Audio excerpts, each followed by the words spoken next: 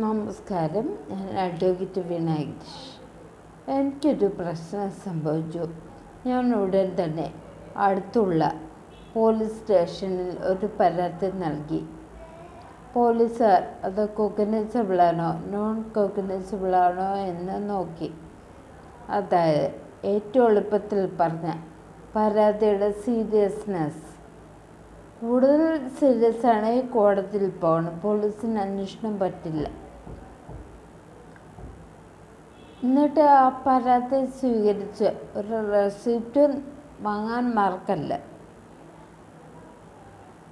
എന്നിട്ട് ഒരു അന്വേഷണവും ഉണ്ടാകുന്നില്ല. കുറച്ചാൾ കഴിഞ്ഞ് ഞാൻ SP ഒരു പരാതി നൽകി. അവിടുന്ന് റെസിപ്റ്റൊക്കെ കിട്ടി. പക്ഷേ അന്വേഷണത്തിൻ്റെ ഒരു പുരോഗതി കണ്ടില്ല. ഇനി കോടതിയെ സമീപിക്കുക. കോടതിയിൽ ഒരു സ്വകാര്യ അന്യായം ഫയൽ ചെയ്യുക. ഏതൊരാളും പോലീസ് നടപടി എടുത്തില്ലെങ്കിൽ ചെയ്യേണ്ട വിധമാണ്.